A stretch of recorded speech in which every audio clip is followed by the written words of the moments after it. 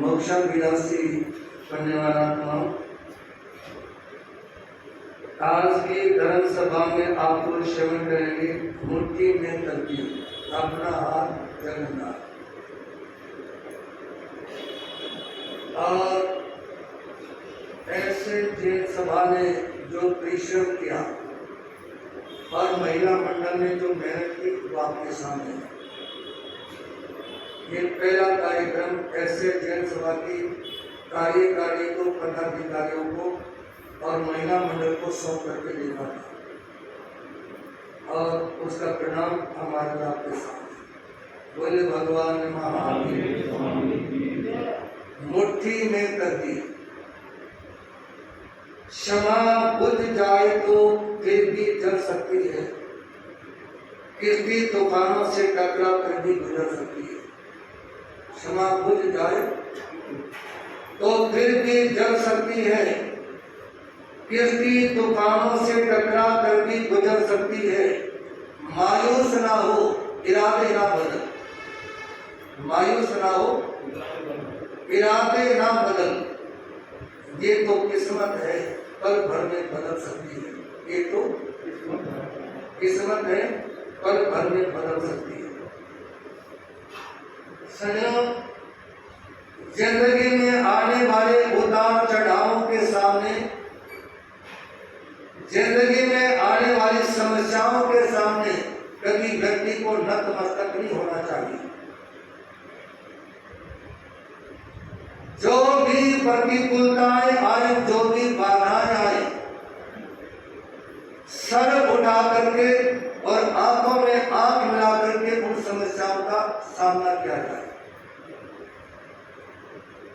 इसलिए निवेदन करना चाहूंगा आप लोगों के सामने, आप यदि अपने भाग्य के निर्माता बनना चाहते हो, आप यदि अपनी तकदीर को बनाना चाहते हो, तो 4 बातों का ध्यान रखेंगे। सबसे पहली बात, लक्ष्य को निर्धारित करेंगे। आपके जीवन का लक्ष्य क्या है?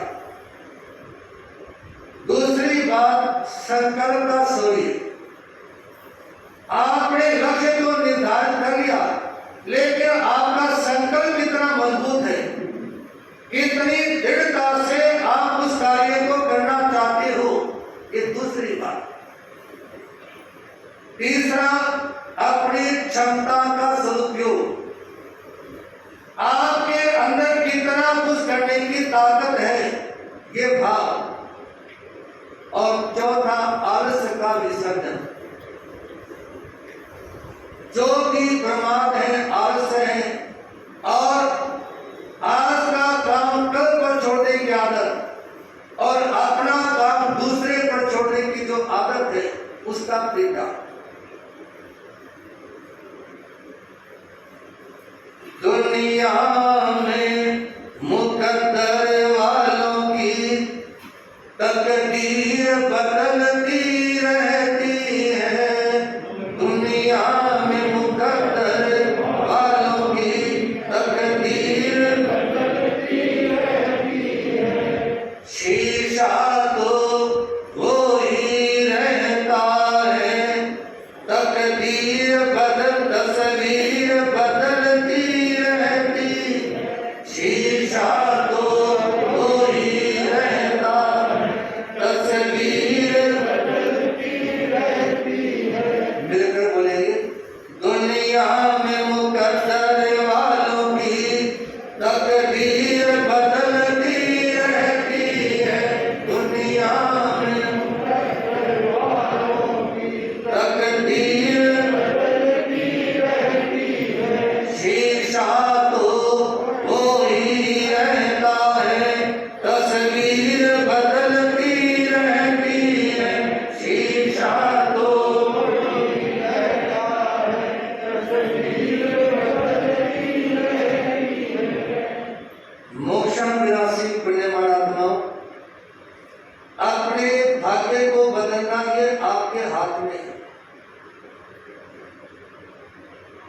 कई लोग ये बोलते हैं कि महाराज जी जाप तो बहुत किया,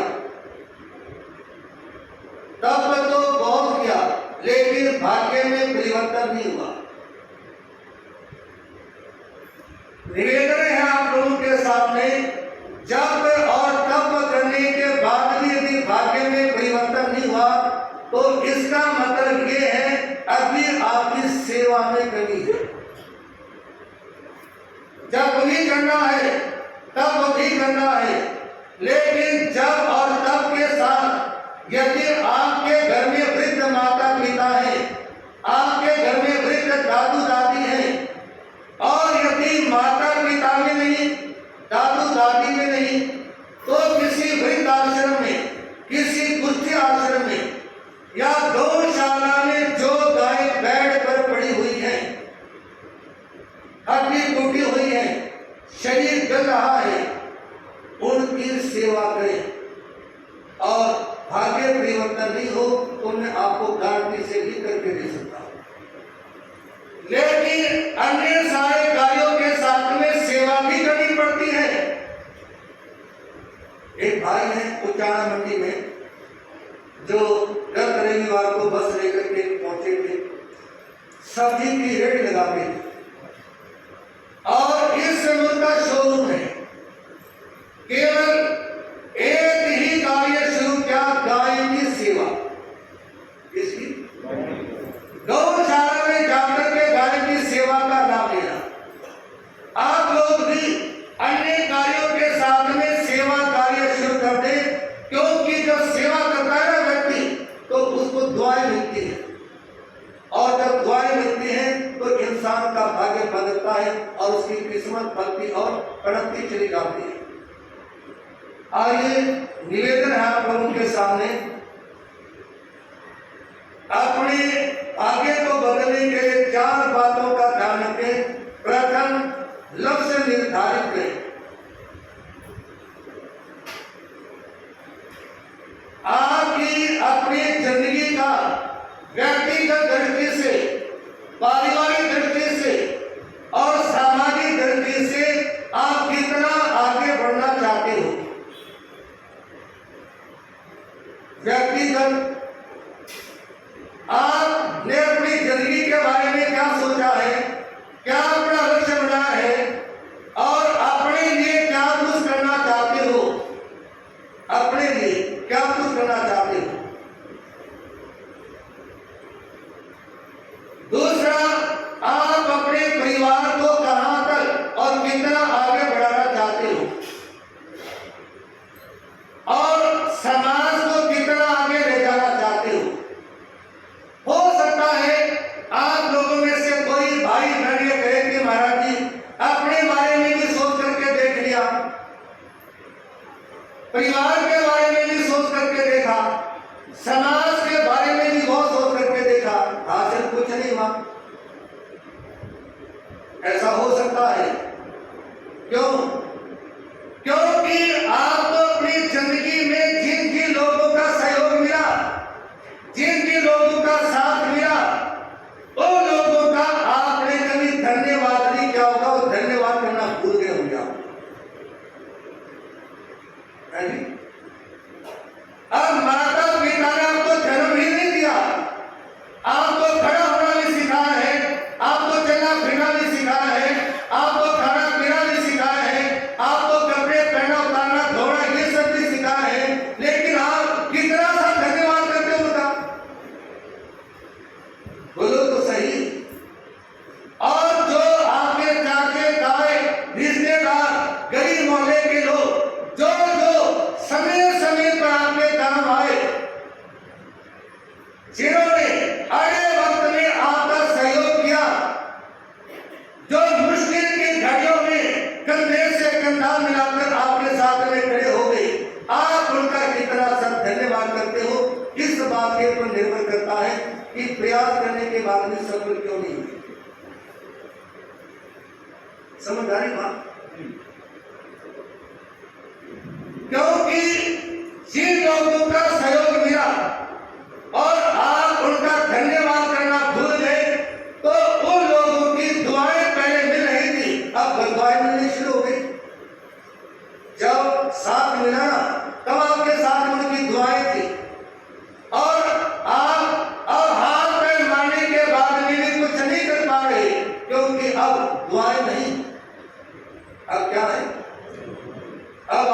साथ में बद दुआएं हैं। और ये कहते हैं कि दुआएं सूखे पेड़ को हरा कर देती हैं और बद दुआएं हरे पेड़ को भी सुखा देती हैं। तो इसलिए आप लक्ष्य को निर्धारित करें। कदम बढ़ाने से पहले सोच लें आप क्या करना चाहते हो और कहां जाना चाहते हो। मान लो एक व्यक्ति घर से निकला, किसी ने पूछा कहां जा रहे हो, पता नहीं।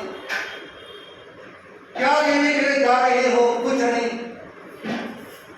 शाम को वापस आया, फिर मिला, उसने पूछा कि कहां गए थे, पता नहीं। क्या लेने के लिए गए थे, कुछ भी नहीं। लक्ष्य नहीं था ना, कुछ भी लक्ष्य नहीं था। और जिन लोगों का लक्ष्य नहीं होता ना, वो कुछ जिंदगी में कर भी नहीं सकते। आप रोजाना अपनी जिंदगी का लक्ष्य निर्धारित करें संक्षेप टाइम के लिए। मान लो आज कितनी तारीख है, 14 तारीख को आप क्या करना चाहते हो ये आज आप निर्धारित कर लें। अगले दिन का झंडा पहले दिन आपके पास में हो तो आपको सफलता मिलेगी। और आप लक्ष्य तो निर्धारित क्या नहीं, योजना कोई बनाए नहीं, करेंगे क्या?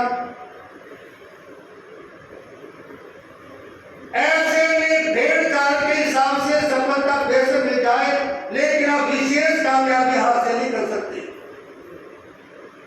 कौन याद रखता है अंधेरे वक्त के साथियों को? ध्यान देंगे।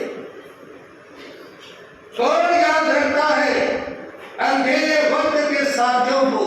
सुबह होते ही लोग चिरागों को बुझा देते हैं। सुबह होते ही लोग चिरागों को बुझा देते हैं। सजनों, जिस दिए ने रात्रि के अंधकार में आपका साथ दिया, जैसे ही सूर्य की रोशनी में दिखाई देना शुरू हुआ ना, आपने उसको फूंक मार दी। सारी रात वो आपके साथ था, सारी रात उसी ने आपका साथ दिया। और जैसे ही सूर्य का उजाला हुआ ना, आपने बाकी कार्यों की बजाय सबसे पहले उसी को बुझाया। बस इसी बात को ध्यान में रखते हुए ये सोच लेंगे कि व्यक्ति हाथ पैर मारने के बाद में आगे क्यों नहीं बढ़ पाता। जिन लोगों ने आपका साथ दिया बचपन में, पैदा होने के बाद, चाहे लकड़ी के गुड्डे के सारे चलना सिखाया, चाहे हाथ के सारे से खड़ा होना सिखाया, या जिस भी तरीके से आपका साथ दिया ना, आप उनको भूलें ना, उनका धन्यवाद करें। और यदि आपके ऊपर उपकार करने वाले व्यक्ति यदि सड़क के चौराहे पे भी मिल जाए ना, तो वहां भी चरणों में पड़ने का भाव रखें, आपका भाग्य परिवर्तन अवश्य होगा। खामोश रहना भी एक शक्ति है। अभाव में संभाव असली भक्ति है। खामोश रहना भी एक शक्ति है। अभाव में संभाव असली भक्ति है। दृष्टि लक्ष्य पर रखकर चलते चलो, दृष्टि लक्ष्य पर रखकर चलते चलो। साधना का अंतिम फल मुक्ति है। साधना का अंतिम फल मुक्ति है। 2 साधु थे, एक का नाम था धन्ना और दूसरे का नाम था शालीभद्र। शालीभद्र के मन में विचार आया कि मैं आज से रोजाना एक घरवाली को छोड़ना शुरू करता हूं। उसकी 32 घरवाली थी। कितनी? 32 थी। और ये सोचा कि आज से रोजाना एक घरवाली को छोड़ूंगा। ये सूचना मिली उसकी शादीशुदा बहन को, जिसकी शादी हो रखी थी धन्ना के साथ। जब सूचना मिली तो धन्ना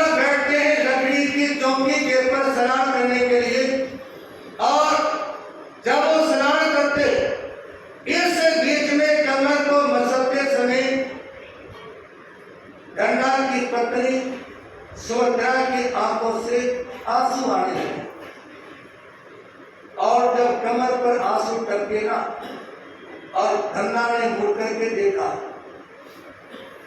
तो उसने पूछा कि आंखों में आंसू क्यों? जिसके बिहार में भी कमी ना हो और ससुराल में भी कमी ना हो और फिर आंखों में आंसू। तो उस समय सुभद्रा कहती पति देव सुनो, मेरा जो भाई है ना उसने प्रतिज्ञा करी कि 32वें दिन साधु बनूंगा और उसने आज से एक घरवाली को छोड़ना शुरू कर दिया। तो समय धन्ना ने कहा बात सुन, तेरे को चिंता करने की आवश्यकता नहीं, उसने नहीं बनना महाराज जी, वो नहीं बनेगा साधु। जिसने साधु बनना है ना वो एक झटके में छोटा सारी चीजों को, जब मिनट का भरोसा नहीं तो वो 32 दिन का भरोसा करके बैठा हुआ है। इतना सुनते ही सुभद्रा कहती पति के बात सुनो, कहना आसान है और करना बहुत मुश्किल है। बात बनाने में क्या जोर पड़ता है? क्या कहने लगी? बात बनाने में क्या जोर पड़ता है? कहने में कुछ जोर नहीं लगता, करने में जोर पड़ता है। तो उस समय ठंडा कहता है बात सुन, अब से पहले तू मेरी पत्नी थी और अब मैं तेरे को अपनी बहन मानता हूं, अब मेरे शरीर को मत छूना। और उसी समय स्नान की गति में गीली धोती में खड़ा हुआ और चल देता है भगवान महावीर के पास दीक्षा लेने के लिए। सुभद्रा पैर भी पकड़ती है, हाथ भी जोड़ती है कि मैंने तो मजाक किया। क्या किया था? लेकिन घटा कहता है कि जो वीर पुत्र होते हैं वो मजाक की भाषा को भी वास्तविक मानते हैं। वो किसी भी बात को मजाक में नहीं लेते, वो असल में लेकर के चलते हैं। और मैंने बोल दिया सब बोल दिया, अब मैं साधु बनूंगा। और वो चलते चलते वहां आए जहां शाली भद्र का घर था और शाली भद्र ने दूर से देखा कि मेरे जीजा जी आ रहे हैं और जीजा जी को आते हुए देख के कहते स्वागतम सुस्वागतम अतिथि देव भव, जीजू जी आओ, आपका स्वागत है। धन्नाकार कहते बात सुन, मैं तेरे जैसे कायद के पास बैठना पसंद नहीं करता। मैं तो दीक्षा लेने के लिए भगवान महावीर के पास में जा रहा हूं, रास्ते में तेरा घर आ गया, मैं तेरे पास नहीं आया। क्या कहते हैं? रास्ते में तेरा घर आ गया, मैं तेरे पास नहीं आया। कहा कि आओ तो सही। धन्ना ने कहा मैं नहीं आऊंगा आपके पास, और सुना है कि तूने रोजाना एक घरवाली छोड़नी शुरू कर दी दीक्षा लेने के लिए। कहता ऐसा ही है। कहा कि पति दिन का भरोसा है, यदि तेरा मन है दीक्षा लेने का तो खड़ा हो, चल मेरे साथ। मैं तेरी बहन को और अपने घर को खुला छोड़ करके आ गया और तू मेरे से पहले प्रतिज्ञा करने के बाद अभी तक घर में बैठा हुआ है। जब उसको 2-4 चुप दिली बात कही ना, उस समय शाली भद्र नीचे उतर गया और धन्ना और शाली भद्र दोनों भगवान महावीर के पास में दीक्षित हो जाते। दीक्षा दी, पहाड़ पर साधना करने के लिए गई, भगवान महावीर की अनुमति लेकर। लेकिन धन्ना अहंकार की यह प्रतिज्ञा थी कि मैं आत्म कल्याण की भावना से संयम को स्वीकार कर रहा हूं। आत्म कल्याण की भावना से शाली भद्र ने भी दीक्षा ली और दोनों जब पहाड़ पे जाते साधना करने के लिए तो एक रोज शाली भद्र की मां, शाली भद्र की 32 घरवाली, राजा शनि, महारानी चेला और धन्ना की घरवाली, ये सब जब दर्शनों के लिए जाते हैं ना, भगवान महावीर के, गौतम स्वामी के, अन्य संतों के दर्शन किए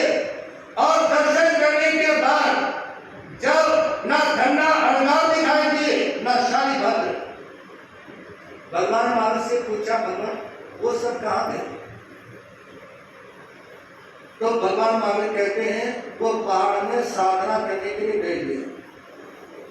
हम दर्शन करना चाहते हैं, कहा कि आप जाओ दर्शन करो। उस समय धन्नाचारी भद्र जैसे ही दर्शनों के लिए उनके पास में पहुंचे ना, माता पिता, उनकी घरवाली और शादी भद्र की बहनी दादी जब दर्शनों के लिए गए और धन्नाचारी भद्र दोनों अरगार आंखें बंद करके साधना में लगे हुए थे।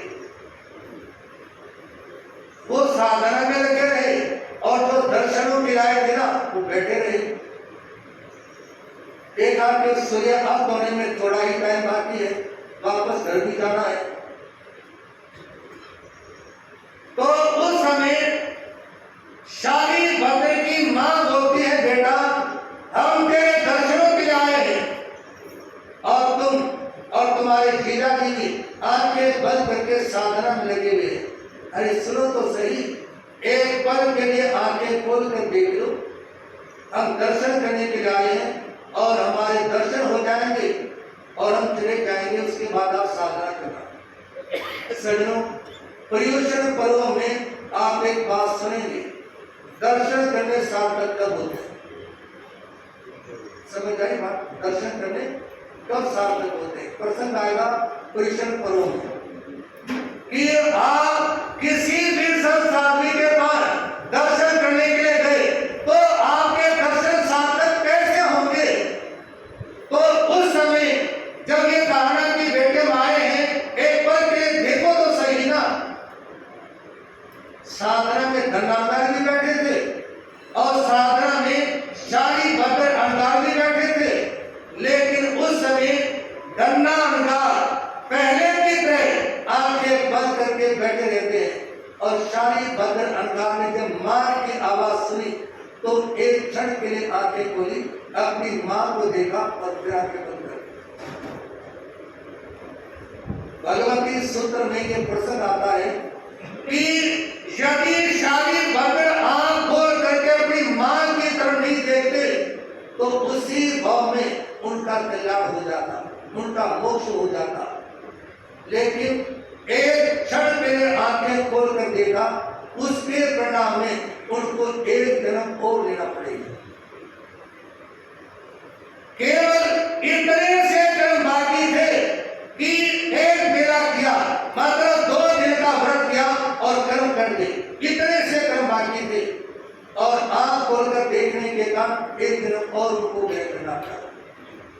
सज्जनों, लक्ष्य में कमजोरी और धरना अंगार अपने लक्ष्य के प्रति कटिबद्ध कि मैं जिस घर को परिवार को छोड़ करके आया हूं उसकी ओर आंख उठा करके नहीं देखना। मेरे आराध्य गुरुदेव श्री प्रेमसुख जी महाराज साहब, जिन्होंने दीक्षा लेने के बाद कभी भी अपने परिवार से संपर्क नहीं किया और जब घर छोड़ करके चले तो परिवार को बता करके नहीं आए कि मैं साधु बनने जा रहा हूं और हमेशा कठोर साधना। सज्जनों, आप लोगों के सामने भी निवेदन करना चाहूंगा, आप भी अपना लक्ष्य निर्धारित करें। मंजिल की चाह में निकला है नादान सा इंसान, मंजिल की चाह में निकला है नादान सा इंसान, चलना कहां तक और किधर को नहीं पता भगवान, चलना कहां तक और किधर को नहीं पता भगवान। मंजिल के चाह में तो निकला लेकिन मंजिल का बोध नहीं। एक आंखों के सामने बीती घटना बता रहा हूं आपके सामने। उदयपुर में आचार्य भगवान पूज्य श्री देवेंद्र मुखी महाराज साहब का चादर समारोह था और उस समय 3 संत पंचायती नोरा स्थान का नाम है, प्रवचन करने के लिए जा रहे थे काल दूर ग्रंथालय से। उन 3 संतों में उपेंद्र मुनि भी एक था, लेकिन गिनती के लिए, इसके लिए गिनती के लिए कि तीसरा भी साथ में, क्योंकि वो जो दोनों संत थे ना वो वरिष्ठ थे और विद्वान थे। एक थे पूज्य श्री राजेंद्र मुनि महाराज साहब, संत के मामले सौभाग्य मुनि कुमुद के शिष्य और दूसरे के उपाध्याय पूज्य श्री रमेश मुनि महाराज साहब, आचार्य श्री देवेंद्र मुनि महाराज साहब के गुरु हैं। तो जिस समय प्रवचन के लिए चले ना, तो चलते चलते रास्ते में उपाध्याय पूज्य श्री रमेश मुनि महाराज साहब कहते हैं कि जरा सी स्पीड तेज कर दो ताकि मंजिल पर जल्दी पहुंच जाए। ध्यान देना बात की तरफ, जरा सी स्पीड तेज कर दो ताकि मंजिल पर जल्दी से पहुंच जाए। तो दूसरे संत बीच में बात को काटते हुए कहने लगे, हमारी स्पीड तो सही है, इस स्पीड से हम टाइम पर मंजिल पे पहुंच सकते हैं, लेकिन ध्यान देने की बात यह है कि हमारी दिशा ठीक है, यानी जिस रास्ते पर चले हैं वो रास्ता सही है या गलत है। ऐसा ना हो कि स्पीड तेज कर दे और गली दूसरे रास्ते की हो। क्या कहने लगे? स्पीड तेज कर दे और गली दूसरी हो। तो ऐसा ना हो कि प्रवचन में टाइम से पहुंचने की बजाय प्रवचन का समय पूरा हो जाए, उसके बाद भी ना पहुंच पाए। इसलिए निवेदन करना चाहूंगा आप लोगों के सामने कि मंदिर की चाह है तो आपको दिशा भी निर्धारित करनी होगी। आप सही दिशा में जा रहे हो या गलत दिशा में जा रहे हो, ये भी देखना होगा। दूसरी बात, संकट का शौर्य। आज देश में, दुनिया में एक व्यक्ति को कई बार याद किया जाता है, जिनका नाम था नेपोलियन। क्या नाम था? उनको याद किया जाता, समय समय पर संत भी, साधवी भी, राजनीति लोग भी उनके इस संदेश को याद करते हैं। और वो उनका संदेश था कि मेरी शब्दकोश में, मेरी डायरी में असंभव नाम का कोई शब्द नहीं है। समझ आई बात?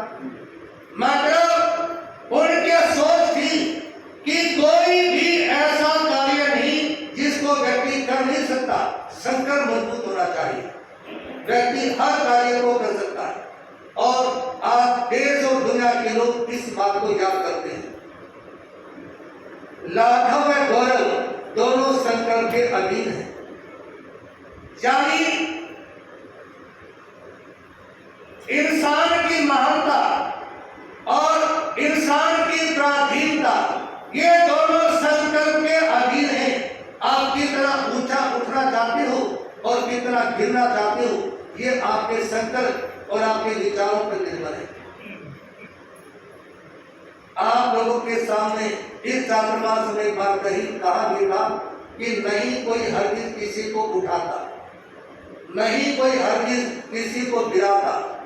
उठाते हमेशा है ऐमान अपने, गिराते हमेशा है अफवाह अपने।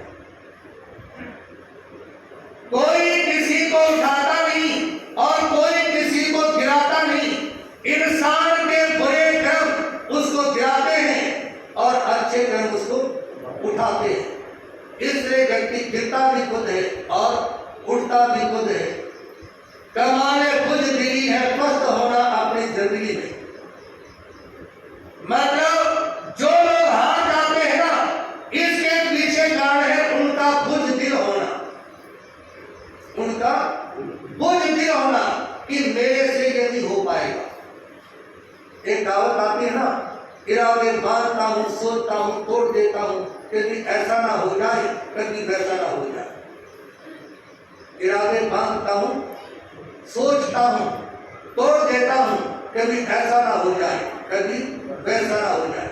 मतलब बहुत सारे लोग ये कहते हैं कि हम नियम इसलिए नहीं लेते या हम इस मार्ग के ऊपर इसलिए नहीं चलते कहीं बीच में ऐसा ना हो जाए, नियम टूट ना जाए, हम कुछ कर ना पाए। तो ऐसी बुद्धि के विचार अपने मन में ना हो। सुखाभिलाषी को उज्जड़ पथ पर चलना अच्छा नहीं है। सुखाभिलाषी को उज्जड़ पथ पर चलना अच्छा नहीं है। अपने स्वार्थ के लिए दूसरों को चलना अच्छा नहीं है। संसार में भयंकर किसका? संसार में भयंकर रोग है ईर्ष्या और जलन का।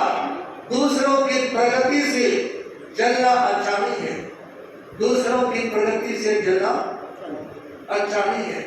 सज्जनों, यदि आप सुख चाहते हो तो कंकीले मार्ग को ना चुने, क्योंकि कंकीला मार्ग उन लोगों को चुनना होता है जो आत्मा का कल्याण करना चाहते हैं और अपने स्वार्थ की पूर्ति के लिए दूसरों को धोखा देना अच्छा नहीं होता। और निवेदन है, एक रोग है संसार में सबसे भयंकर, लोग ईर्ष्या करते हैं, जलन करते हैं दूसरों को बढ़ावा दे करके।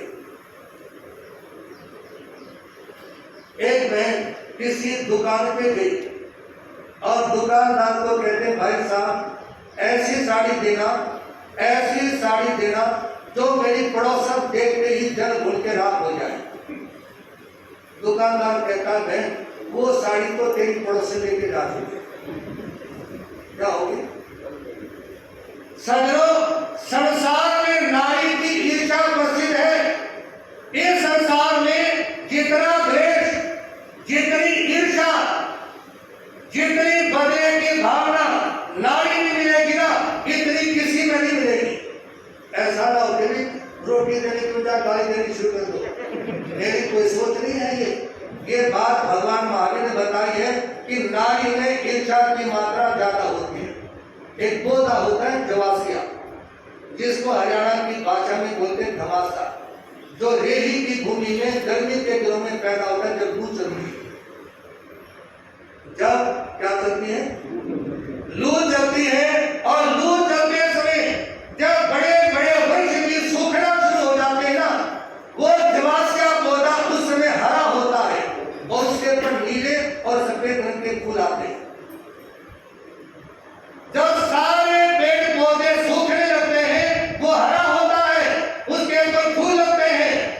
और जब सारे पौधे, जब मान लो अचानक बरसात हो गई, बरसात होती सारी वनस्पति हरी होनी शुरू हो जाती है और वो क्या हो जाता है? सारी वनस्पति हरी होती है और वो सूख जाता है। ईर्ष्यालु लोगों का यही काम है कि दूसरे सुखी तो वो दुखी, दूसरे सुखी वो दुखी और दूसरे दुखी। ईर्ष्यालु व्यक्ति के पड़ोसी जितने ज्यादा दुखी होंगे वो खुश रहेगा, उसके चेहरे पे मुस्कुराहट मिलेगी, क्योंकि दूसरों का दुख उसको खुशी देता है। लेकिन ये पतन का मार्ग है, उत्थान का नहीं। याद रखना, यदि आप दूसरों की बाई को देख करके खुश होते हो तो आपकी साइकिल बाइक में बदल जाएगी। और यदि आप दूसरों की गाड़ी को देख करके रोते हो तो आपकी गाड़ी की जगह साइकिल रह जाएगी, घर जाएगी, गाड़ी की जगह साइकिल रह जाएगी। इसलिए यदि तरक्की करना चाहते हो ना, तो दूसरों को बढ़ता दे करके खुश रहे। छोड़ दे औरों से जलना, कर ले काम भलाई के। छोड़ दे औरों से जलना, कर ले काम भलाई के। मिलकर बोलो, भलाई नहीं कर सकते किसी की, बोल तो सकते हो। छोड़ दे औरों से जलना, कर ले काम भलाई के। छोड़ दे औरों से जलना, कर ले काम भलाई के। संसार में आए और आकर चले गए, दो पल का तमाशा दिखाकर चले गए। संसार में आए और आकर चले गए, दो पल का तमाशा दिखाकर चले गए। रो रहे थे दो चार और आए सैकड़ों, रो रहे थे दो चार और आए सैकड़ों। आंसू का दरिया बहाकर चले गए। चाहा था आत्मा को मिले 2 घड़ी का चैन, चाहा था आत्मा को मिले का चैन कर्मों का बोझ उठाकर चलेगी, कर्मों का बोझ। समझो, आपका जन्म तो इसलिए हुआ मनुष्य के जोड़े में कि पिछले जन्मों के जो कर्म बांध रखे हैं ना, वो थोड़े बहुत हल्के हो जाए, पिछले जन्मों के जो अशुभ कर्म है वो कट जाए, आपके कर्म ढीले पड़ जाए, आपका सिर का बोझ कुछ हल्का हो जाए। आपको इसलिए इंसान का चुना मिला, लेकिन ईर्ष्या के कारण, द्वेष के कारण और संकल्प, कोई अच्छा संकल्प नहीं होने के कारण उल्टा आप कर्मों को बांध कर चले गए और सिर के ऊपर बोझा और ज्यादा लाद करके चले गए। याद रखना, जिन्होंने जिंदगी में इंसान का चुना मिलने के बाद कोई नेक कर्म नहीं किया या दूसरों के रास्ते में गड्ढे खोदने की कोशिश की या दूसरों को बुरे मार्ग के ऊपर लगा दिया, तो उनका पतन भी निश्चित है। कुछ दिन पहले महादेव मुनि के द्वारा आप लोगों ने प्रसंग सुना था, यदि याद हो तो, धन्वंतरी वैद्य जो प्रसिद्ध है हिंदुस्तान में, वो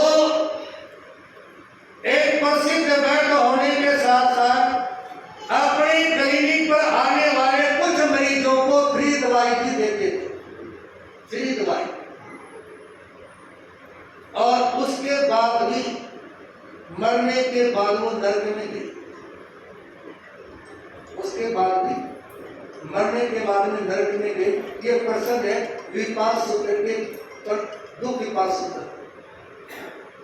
और इंद्रबुद्धि गौतम भगवान मालिक के सामने प्रश्न करते, प्रभु एक ऐसा प्रसिद्ध वैद्य जिसने दूसरों की भलाई की, फ्री में दवाई नहीं बांटी और इसके बाद भी नरक में गए। उस समय भगवान मालिक कहते हैं, गौतम बात सुनो, उसने उपकार तो किया, भलाई तो की, दवाई तो फ्री में बांटी, लेकिन लोगों को सावत्य उपचार बताया।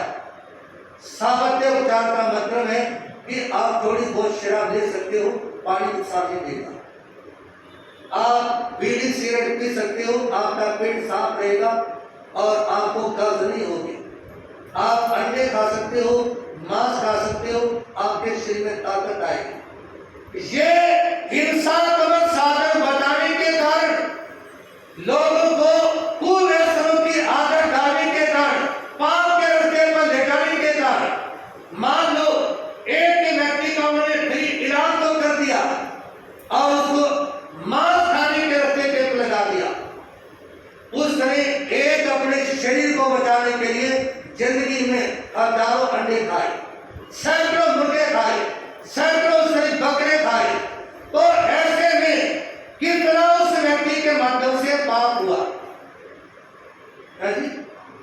यदि वो थोड़ा उनको धर्म ध्यान की प्रेरणा देते कि भैया आप यदि पानी नुकसान देता है तो आप पानी को गर्म करके प्रयोग कर ले, आपके शरीर में कमजोरी महसूस होती है, आप दालें प्रयोग कर सकते हो, आप फल खा सकते हो और अन्य सात्विक चीजों का प्रयोग कर सकते हो। क्या अंडा ही जरूरी है? क्या मांस का सेवन ही जरूरी है? ये सारी बातें बताते हुए उन्होंने सैकड़ों नहीं हजारों मरीजों को अधर्म के मार्ग पर लगा दिया, पाप के मार्ग पर लगा दिया, हिंसा के मार्ग पर लगा दिया और इसके कारण उनके सामने ये प्रतिकूलताएं आई कि अपने ही जीवन को उन्होंने बर्बाद कर दिया। तो सज्जनों, आए थे संसार में अपने सिर का बोझ हल्का करने के लिए, लेकिन और ज्यादा भारी बोझ को सिर के ऊपर उठा लिया। तीसरी बात आप लोगों के सामने, क्षमता का सदुपयोग। आप धर्म के मार्ग पर चलने के लिए, अपने परिवार को आगे बढ़ाने के लिए, समाज को कुछ देने के लिए अपनी ताकत का अनुमान लगाएं, आपके पास में कितना कुछ करने की क्षमता है। इंग्लैंड के अंदर एक नेता हुए डिजाइनी, जब वो अपनी संगीत देने के लिए खड़े हुए ना, तो लोगों ने उनका मजाक करना शुरू कर दिया। लेकिन उन्होंने अपने मन में संकल्प किया कि आने वाले 3 महीने के अंदर मैं जब किसी मंच के ऊपर खड़ा होऊंगा ना बोलने के लिए, तो समय लोग मेरा मजाक करने के बजाय तालियां बजाते हुए मेरा स्वागत करेंगे। यूपी में किसी नेता का आना हुआ और उस समय एक अच्छा कार्यकर्ता था, लेकिन वो बोलता नहीं था। कई लोग बोलता होते हैं, कार्यकर्ता नहीं होते। कई अच्छे कार्यकर्ता होते हैं लेकिन वक्ता नहीं होते। बहुत अच्छा कार्यकर्ता था, वक्ता नहीं था। तो जैसे ही बड़े नेता के आगमन की तैयारी चल रही थी ना, तो उस समय जो भी छोटे नेता थे वो प्रोग्राम की तैयारी में लगे रहे और भाषण देते रहे, लोग आते रहे। और जैसे ही बड़े नेता मंच के ऊपर आकर के बैठे ना, कुछ विरोधी लोगों ने जो अच्छा कार्य करता था और जो मन से काम करता था ना, मन से काम करने वालों के भाई दिनेश जी भी हैं, सवेरे मेरे घर से 5 बजे आ चुके थे आज की जोड़ता को देखने के लिए। इस समय 5 बजे में आ चुके थे। और जैसा भाई मनोज जैन ने और गौरव जैन ने मेरे को बताया कि जिस रोज का कार्यक्रम था अनाज मंडी में, उस रोज लगभग सभी लोग आ चुके थे, लेकिन दिनेश जैन उस रोज भी सारा सामान समेटने के लिए वक्त उपस्थित थे। आखिरी समय तक क्यों गया, ठीक है ना, आपको मैं बताना नहीं। उस समय आखिरी मतलब सारा समेटने तक वह उपस्थित थे। देखिए, कार्यक्रम तो सारी समाज का ही था ना, और सभी लोगों के लिए था। जिम्मेवारी समझने वाले और लोग भी समझ सकते थे, लेकिन ये बातें तो वही होती है जो व्यक्ति अपने कर्तव्य को, अपनी जिम्मेवारी को समझता है, वो उस कार्य को देखते हैं। और जिन्होंने जिम्मेवारी नहीं समझी, उनके लिए कोई काम नहीं। घर में बड़ा कौन है तो जिम्मेवारी समझता है। मान लो किसी के 4 बेटे हैं और बड़ा परिवार है, उसमें बड़ा वो है जो परिवार की जिम्मेवारी को समझता है, और जिम्मेवारी नहीं समझता तो बड़ा किस बात का। तो इसलिए आप सभी बंधुओं को, माता बहनों को कहना चाहूंगा, आप कर्तव्यनिष्ठ व्यक्ति बने, अपने काम के प्रति समर्पित हो, और काम के प्रति समर्पित होंगे ना तो रजत भी अपने आप में सामने आएगी। तो जो कार्यकर्ता था उसके बारे में कई लोगों ने, जो उसके विरोधी थे, कहते कि आप इसकी भाषण जरूर कराओ, इसकी सब्जी जरूर करवाओ। वो नेता ने कहा कि भाई बोलो, उसने कहा कि मेरे को स्पीच देने नहीं आती, आप मेरे को कोई भी काम सौंप दो, वो सारा कर लूंगा। कहा कि नहीं, आज तो आपको बोलना ही होगा, आज तो आपको बोलना ही पड़ेगा। जब ये कहा कि आपको बोलना ही पड़ेगा, वो मंजूर हो गया। और जब वो बोलने के लिए खड़ा हुआ ना, उसने 2 बातें रखी, सुनो ध्यान से इधर। उसने 2 बातें रखी खड़ा होने के बाद। लोगों के सामने निवेदन किया कि मैं वक्ता तो नहीं हूं, लेकिन आज 2 बातें आपके सामने कहना चाहूंगा। पहली बात, दिन में ऐसा कोई गलत काम मत करना। दिन में ऐसा कोई गलत काम मत, बैठो भैया, हेलो बैठो। दिन में ऐसा कोई गलत काम मत करना जो रात में आपको नींद ना आए। दिन में ऐसा कोई गलत काम मत करना जो रात में नींद ना आए, और रात में ऐसा कोई पाप मत करना जो दिन में मुंह दिखाते की शर्म आए। इतना कहते सारी सभा में तालियों के गड़गड़ाहट की आवाज होने लगी। लेकिन मेरे कहने का भाव इतना सा है कि व्यक्ति को समय समय पर अपनी ताकत का अनुमान लगा करके देख लेना चाहिए। और चौथी बात आप लोगों के सामने निवेदन है, आलस्य का विसर्जन। कुछ लोग अपना काम देते हैं और वो मार खाते हैं। कुछ लोग आज का काम कल के ऊपर छोड़ देते हैं, लेकिन आज का काम कल के ऊपर छोड़ने के कारण उनको पश्चाताप करना पड़ता है। आलस्य ही मनुष्याना शरीर से महारितु। सजनों, इंसान का सबसे बड़ा दुश्मन है आलस्य। कौन सा? सबसे बड़ा दुश्मन है आलस। पमतो सबो भयम, यानी प्रमादी इंसान को चारों ओर से डर और भय बना रहता है। आलसी को, प्रमादी को मारना भी मुश्किल ही होता। आधा तो खुद मर जाता है और विरोधी चाहे तो जब उसको मौत के घाट उतार सकते हैं, क्योंकि आलस से सबसे बड़ा दुश्मन हमेशा उसके साथ में रहता है। सज्जनों, निवेदन करना चाहूंगा आप लोगों के सामने, यदि तुम दुख से बचना चाहते हो तो सुख की आशा छोड़ दो, और रोगों से बचना चाहते हो तो भोग की आशा छोड़ दो। भोगों से दूर रहोगे तो स्वास्थ्य अवसर ठीक रहेगा, और यदि तुम दुखों से बचना चाहते हो तो अपना काम खुद करो। जो भाई बहन चाहते हैं कि आखिरी समय तक हमारे हाथ पैर चलते रहे, वो हाथ खड़े करते हैं। जो चाहते हैं कि आखिरी समय तक हमारे हाथ पैर चलते रहे, तो इनको चलाते रहो माला फेरने में, इनको चलाते रहो प्रवचन में आने में, इनको चलाते रहो कीर्तनों की यात्रा में, ठीक है ना। कहीं आपस में एक दूसरे के ऊपर चलाना शुरू कर दो। एक बार एक भाई डॉक्टर के पास में गया और कहा कि डॉक्टर साहब, शरीर में कमजोरी बहुत है, तो उन्होंने कुछ ताकत की दवाई दे दी। अगले दिन वो भाई डॉक्टर साहब ने देखा उनके हाथ पैरों पे पट्टी बंधी हुई थी। डॉक्टर साहब ने कहा कि क्या बात, अरे कब तू ताकत की दवाई लेके गया था, आज तेरे हाथों पे भी पट्टी बंधी है, पैरों पे भी पट्टी बंधी है। कहा डॉक्टर साहब बात सुन लो, आपने वो ताकत की दवाई दी थी मेरे लिए और वो खाली करवा ली। क्या कहते ना, जो ताकत की दवाई दी थी ना वो घरवाले लेके सारे, और ये हाथों पे पट्टी, बस उसी का परिणाम है। तो सज्जनों, निवेदन करना चाहूंगा आप लोगों के सामने, दुख से बचना चाहते हो तो सुख की आशा छोड़ दो और कर्म करने में विश्वास रखो। एक तो है लिफ्ट और एक है पौड़ियां। देख रहे ना, एक लिफ्ट है और एक पौड़ियां। लिफ्ट है आपका भाग्य और पौड़ियां है आपके कर्म।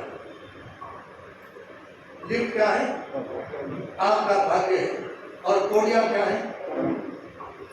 आपका भाग्य आपको धोखा दे सकता है।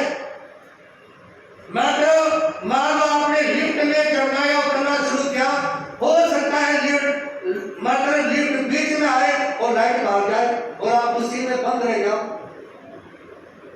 है जी? इंसान का भाग्य दोष दे सकता है, लिफ्ट आपको धोखा दे सकती है, लेकिन पौड़ियां आपको धोखा नहीं दे सकती। इसी तरह से आपका भाग्य आपको धोखा दे सकता है, लेकिन आप जो कर्म करेंगे ना, वो कर्म कभी आपको धोखा नहीं देंगे। इसलिए कर्म में अपना पूरा पूरा विश्वास रखेंगे। सोते सोते बीते युग युग जगाने मन का लोग, वीर देशरा जो दरिए को क्षण में दिन से जगता छो, क्रांति चेतना के सुखी दर से दोनों अंतर मन के नए, जीवन पथ को ज्योतित कर लो, दूर करो तमसा के है। सज्जनों, यदि आप अपने मन में दिया जलाना चाहते हो तो अपनी युग युग की जो नींद है ना, उसको छोड़ना पड़ेगा। और यदि आत्म शुद्धि करना चाहते हो तो आपको अंतर मन की आंखें शुद्ध करनी होंगी। कौन सी? अंतर मन की आंखें शुद्ध करनी होंगी। जीवन पथ को ज्योतित कर लो, दूर करो तमसा के रहो। जब आपके जीवन में उजाला होगा ना, तो रात्रि के अंधकार में भी आपको दिखाई देना शुरू हो जाएगा। इसलिए अपने आप को ज्योतिर्मान कर लो, तो अवश्य आपके जीवन का कल्याण और उद्धार होगा। एक बार एक बहन अपने पति के सामने कहती, पति के पास सुनो, आज समाचार में सरकार की ओर से एक आदेश जारी हुआ है। पति को जिज्ञासा हुई, कौन सा आदेश? कहा कि सरकार ने आदेश जारी किया है कि यदि कोई यात्री ट्रेन में सफर करके मर गया ना, तो उसके 2 लाख रुपए परिवार वालों को मिलेंगे। कितने? तो ये बात जब घरवाली ने घरवाले को सुनाई, कहा कि मैं क्या करूं? क्यों क्या करोगे? जब भी जाना ना कि ट्रेन में जाना है, क्या कहेंगे? जब भी सफर करना है तो ट्रेन में सफर करना है। यदि तुम मर गया, हमारे को तो कुछ ना मिल जाएगा। सज्जनों, आज इस युग में कोई किसी से प्यार नहीं करता। अपन दिन में देखते हैं मिलने वाले लोगों को, कौन किसको चाहता है। जब एक बेटा ही मां से मुंह फेर लेता है,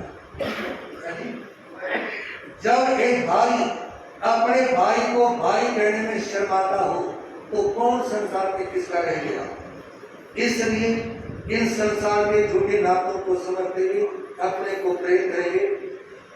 बंदे तूने जन्म जग में बड़े पुण्य से पाया है, बंदे तूने जन्म जग में बड़े पुण्य से पाया है। लाभ तो उठा ले इससे, हीरा हाथ में आया है। लाभ तो उठा ले इससे, हीरा हाथ में आया है। मित्र बोले, ओ बंदे तूने जन्म जग में बड़े पुण्य से पाया है, बंदे तूने जन्म जग में बड़े पुण्य से पाया है। लाभ तो उठा ले इससे, हीरा हाथ में आया है। लाभ तो उठा ले इससे, हीरा हाथ में आया है। कल आप लोग सुन रहे थे भगवान पार्श्वनाथ के जीवन चरित्र में, उनकी आत्मा 12वें देव से निकल करके महाराजा वज्रवीर्य की महारानी लक्ष्मीवती की कुर्सी से अवतरित होते हैं। उनका नाम रखा गया वज्रनाथ। और जब उन्होंने यौवन अवस्था में प्रवेश किया, तो चारों ओर उनके नेक कर्मों की, उनकी अच्छाइयों की खुशबू फैलने लगी। चारों तरफ उनके नाम की चर्चा होती है, और उनके चर्चित नाम को सुन करके, चर्चित नाम सुनने के बाद, ध्यान में आने के बाद एक बात ध्यान में आ गई जो बड़े काम की है, आप उसका प्रयोग करेंगे। जिस समय विश्व युद्ध हुआ, उस विश्व युद्ध की संरचना किसने की थी? विश्व युद्ध की संरचना, विश्व युद्ध की संरचना की थी चर्चिल ने। किसने? चर्चिल ने। और चर्चिल से एक बार पत्रकारों ने पूछा, आपने इतना बड़ा काम आपके हाथों में सौंपा गया, पूरे विश्व का, किसका? पूरे विश्व की युद्ध की संरचना का काम आपको सौंपा गया, क्या आपको तनाव नहीं होता, डिप्रेशन नहीं होता? तो चर्चिल ने कहा कि मेरे पास फालतू सोचने का टाइम नहीं है। क्या करने लगे? मेरे पास इधर उधर की बातें के बारे में सोचने का काम नहीं है। इससे मेरे सामने तो जो काम है ना, उसका सारा धागा मैंने तैयार कर रखा है, इसलिए मेरे को कोई तनाव नहीं। सजनों, आप लोग पढ़ते हुए खाली दिमाग शैतान का घर। आपके पास इतना काम हो कि आप सारा दिन व्यस्त रहे। बांग्लादेश के चंद्रकांत समाचार छुप पाते हैं, परसों के नाता उसके हित भिजवाते हैं। हाथी घोड़े पैदल और साधने हैं कोठार, सुमंत्रा नगरी के बाहर आकर डेरा देते डाल। वज्रवीर्य ने स्वागत करके करवाया है नगर प्रवेश, जीवी जागी लक्ष्मी की है आवश्यकता हमें हमें। उस समय चारों तरफ उनके नाम की चर्चा हुई, तो बांग्लादेश के राजा नाथ ने अपनी बेटी का रिश्ता वज्रनाभ के पास में भेजा, वज्रवीर्य राजा के पास। और उस समय जैसे ही समाचार मिले दूत के माध्यम से, तो उस समय रिश्ता स्वीकार हुआ और वज्रनाभ का रिश्ता विजया के साथ में किया गया। वज्रनाभ विजया को देखो धूमधाम से हुआ विवाह, आत्माओं के मधुर मिलन में एकत्रित होता उत्साह। अलग अलग जब रहते हैं तो दोनों रहते सदा पूर्ण, जब दोनों मिल जाते हैं तो हो जाते हैं वे संपूर्ण। ये कहा कि शादी होने के बाद यदि पति पत्नी मिलकर चलते हैं तो उनका घर स्वर्ग बन जाता है, और यदि पति पत्नी में रोज रोज का क्लेश रहता है तो उनको नरक में जाने की जरूरत नहीं, क्योंकि वो इस जन्म ही नरक को भोग रहे हैं।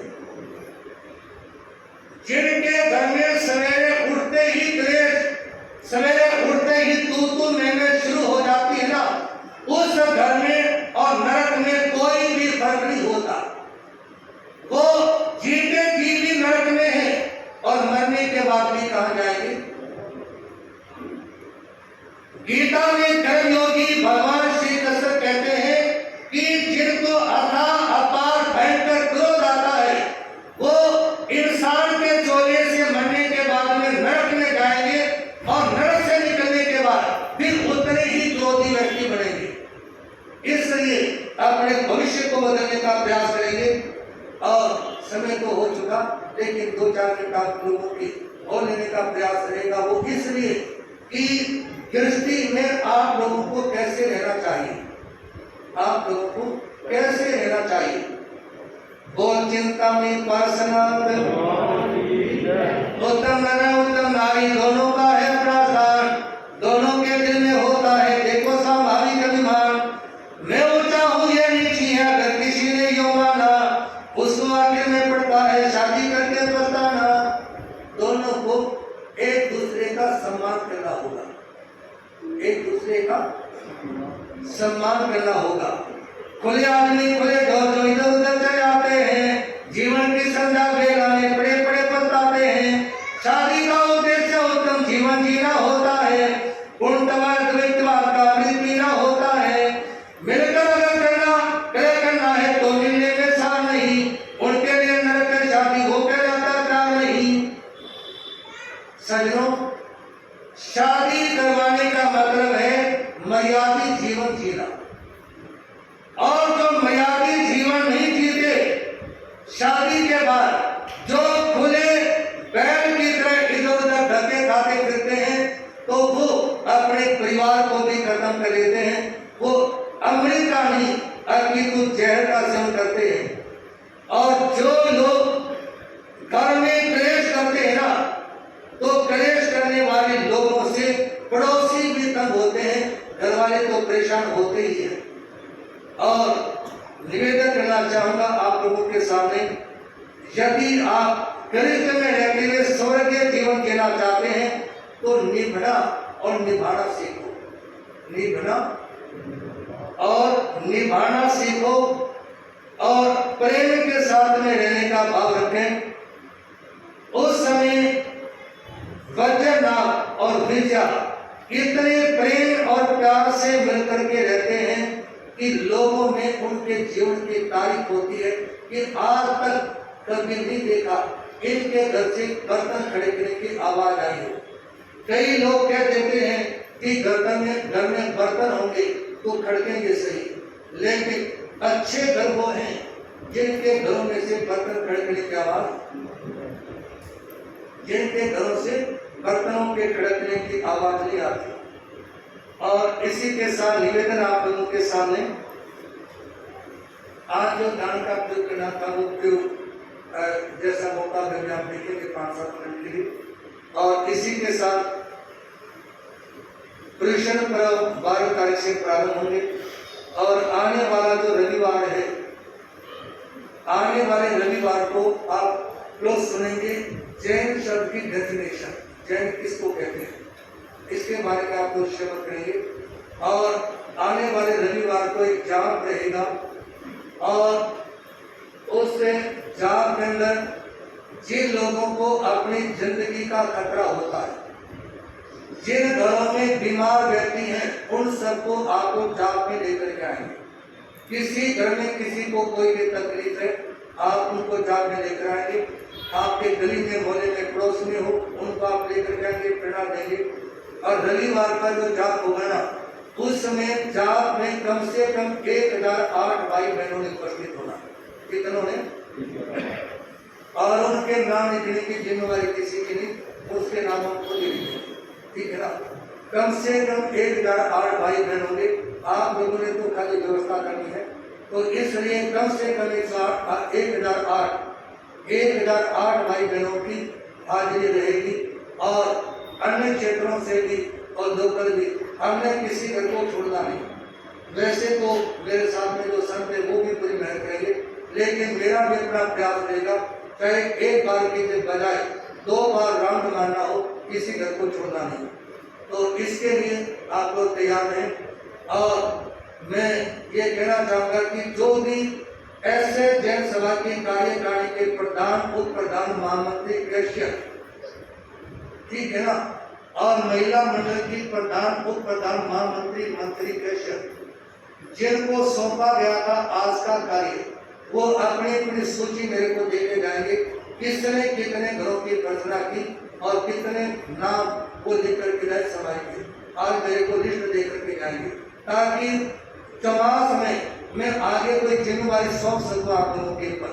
और ये कहते हैं आज नहीं तो कल नहीं, आज नहीं तो, और अभी नहीं तो आज नहीं, अभी नहीं तो आज नहीं, और आज नहीं तो कल नहीं। तो आप लोगों की जिम्मेवारी को देखने के बाद अध्यक्ष, उपाध्यक्ष, महामंत्री, मंत्री, प्रेषक और ये और जो भी सदस्य हैं, वो अपनी अपनी लिस्ट हमारे को देंगे, किसने कितने नाम लेंगे, और सदस्य का नाम लेते हुए इसका ठीक है ना। वे सभी ने अपने नाम मेरे को देने कि किसने आप लोगों को काम सौंपा गया था, और उस काम को आपने कितनी शिद्दत से, कितनी जिम्मेवारी से किया। और इसी के साथ 25 तारीख को रक्तदान शिविर रहेगा। उस समय आप अपने नाम मेरे को भी लिखवा सकते हैं, और संत के महामंत्री कृष्ण जैन को या भाई दिनेश जैन को अपने नाम लिखवा दें और रक्तदान करने का भाव रखें। क्योंकि जो व्यक्ति रक्तदान करता है, उसके माध्यम से दूसरों को जीवन दान मिलता है, और दूसरों को जीवन दान मिलेगा तो आपकी जिंदगी में खुशियां अवश्य आएंगी। इसी के साथ तपस्या के क्षेत्र में गए पूनम जैन, जिन्होंने पहले आयुर्वेद का मासन किया और आज उनकी एकासन मासन की तपस्या का 14वां पूनम जैन आयु का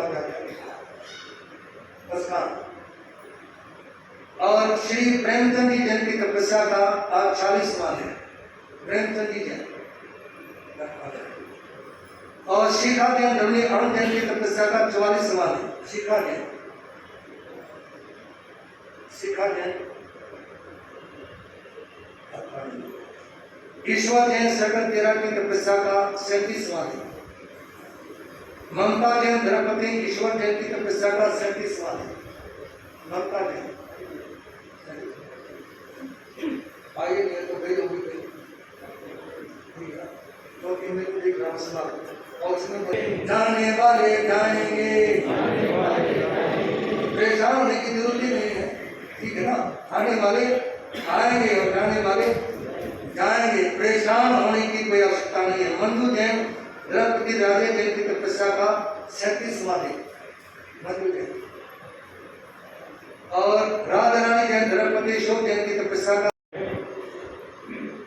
मानव सुख कर्म करा कर तन कर्म करेगा फल मिल जा, आज नहीं तो कल मिल जा।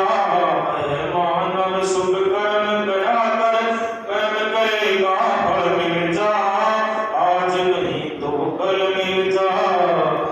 साधु संत महात्मा योगी राजी अनुराग के माँ, राजी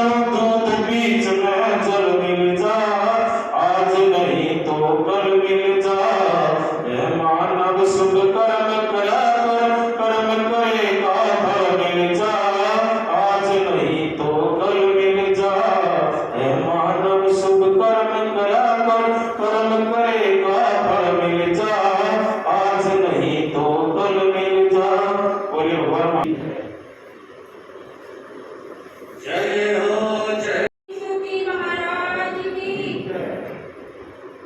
गुरु की छाया में शरण जो पा गया उसके जीवन में सुमंगल आ गया।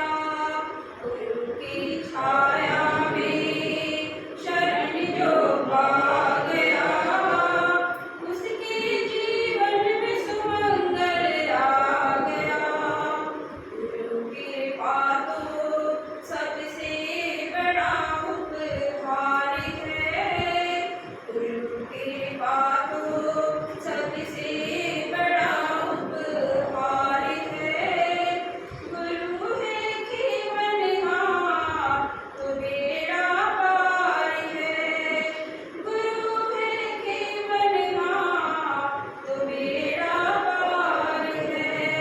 प्रेम का पावन हो प्रेम का पावन उजाला छा गया उसके जीवन में सुमंगल आ गया। उसके जीवन में सुमंगल आ गया।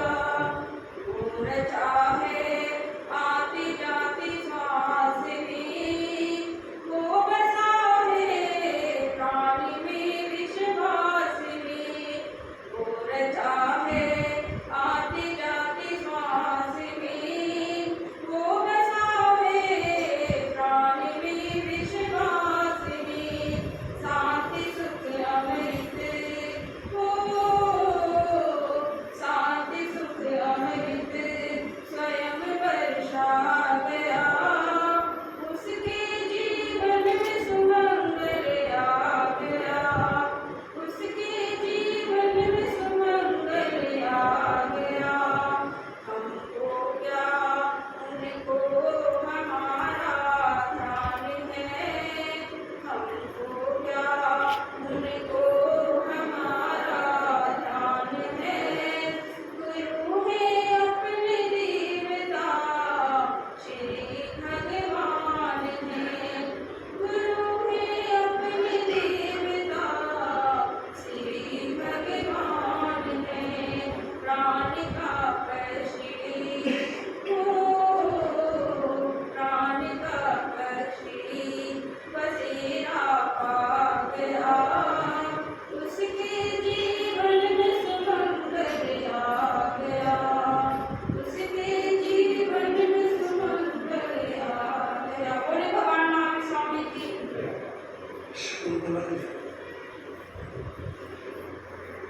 स्वामी की जय गुरुदेव भगवान की जय। जब संत मिलन हो जाए तेरी रसना हरि गुण गाए तब इतना समझ लेना अब हरि से मिलन होगा। तब इतना समझ लेना अब हरि से मिलन होगा। नहीं क्रोध किसी पे आए नहीं क्रोध किसी पे आए सब में तो हरि नजर आए।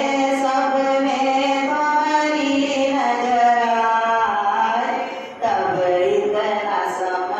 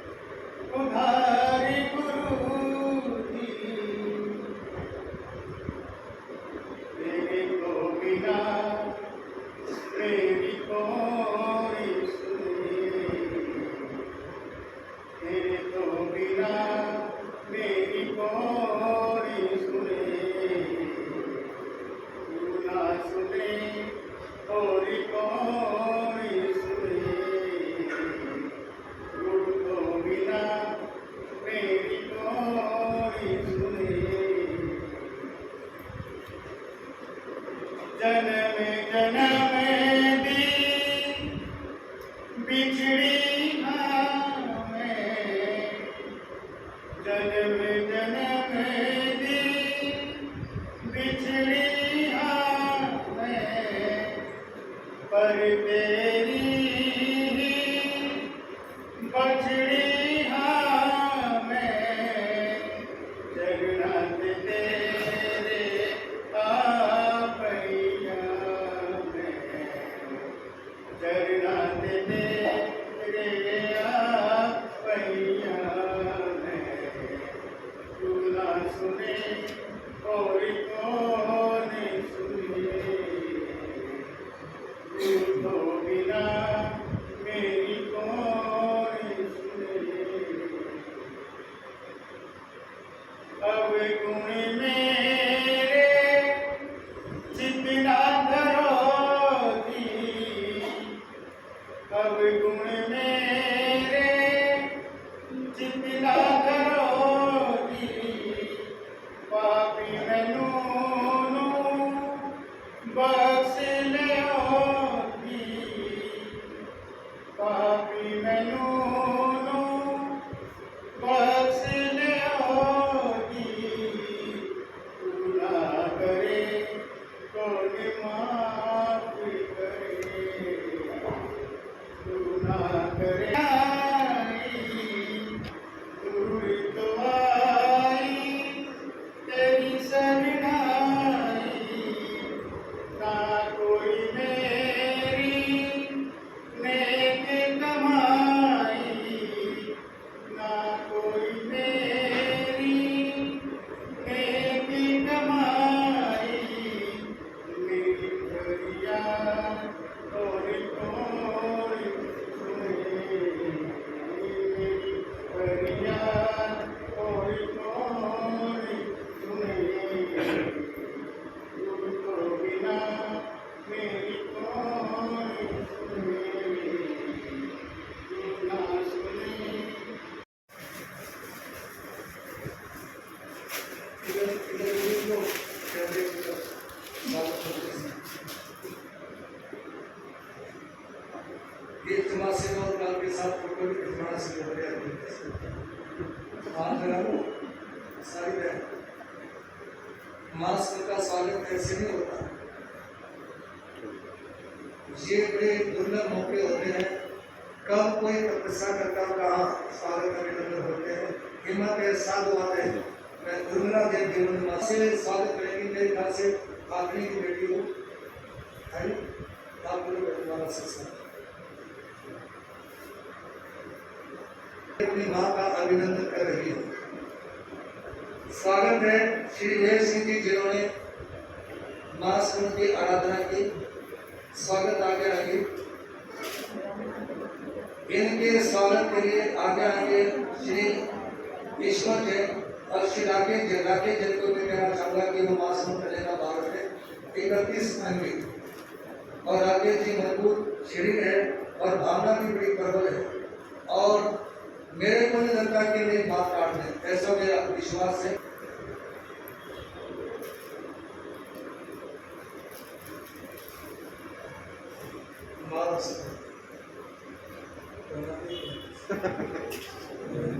करने वालों को और जिन्होंने 11 दिन की तपस्या की, वाग्याजों का अभिनंदन है, कल का अभिनंदन है। आइए उनकी जगह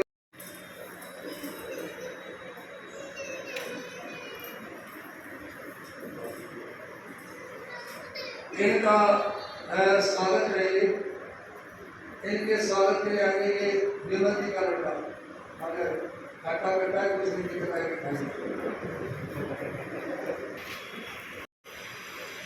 और इसी के साथ में एक बहन जी को जिनका 28 दिन की खुद चुकी थी और उस रोज उनका स्वागत नहीं हो पाया था।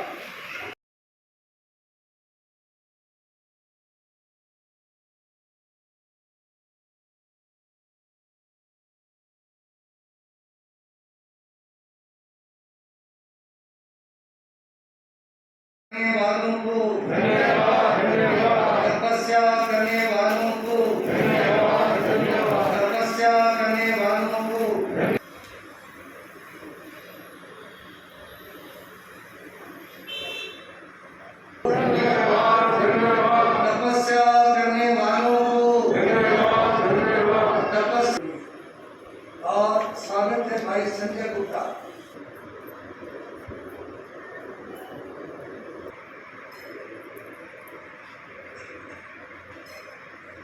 वीर प्रभु रंग दो चुनरिया मोरी रंग दो चुनरिया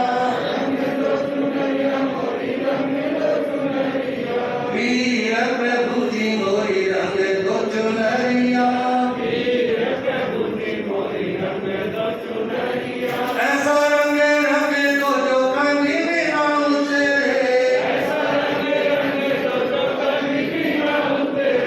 हम उसे चाहे सारी उमरिया काला नहीं रंग वाऊ पीला नहीं रंग वाऊ अपने ही रंग में रंग दो चुनरिया ऐसा रंग रंग दो जो कभी भी ना उतरे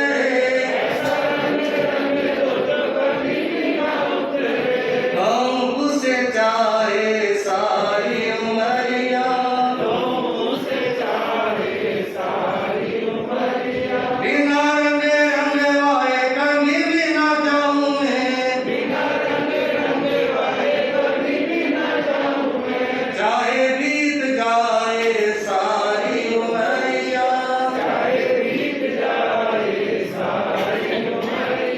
सारा जग उठे मेरे वीर जी ना रूठे सारा जग उठे मेरे गुरु जी ना रूठे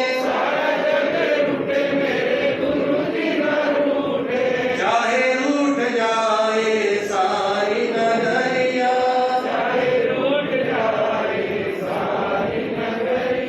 वीर प्रभु जी मोरी रंग दो चुनरिया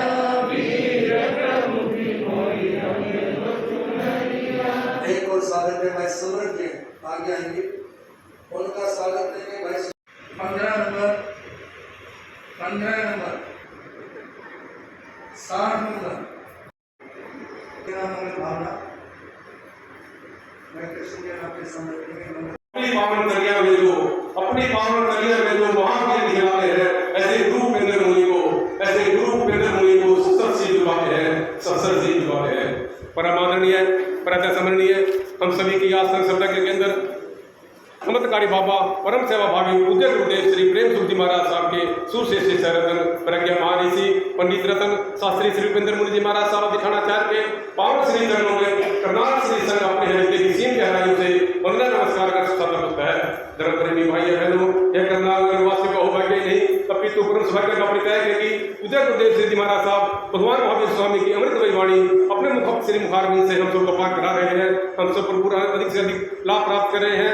मेरा सभी भाई बहनों से नम्र निवेदन है कि सभी भाई बहन अधिक से अधिक संख्या में पहुंचकर अधिक से अधिक धर्म प्राप्त करें। चतुर्मास के अपराध नगर में तपस्या का जोर कर रहा है। उदय गुरुदेव जी महाराज साहब कड़ी मेहनत कर रहे हैं और सभी भाई बहन अपनी अपनी समर्था अनुसार तपस्या कर रहे हैं।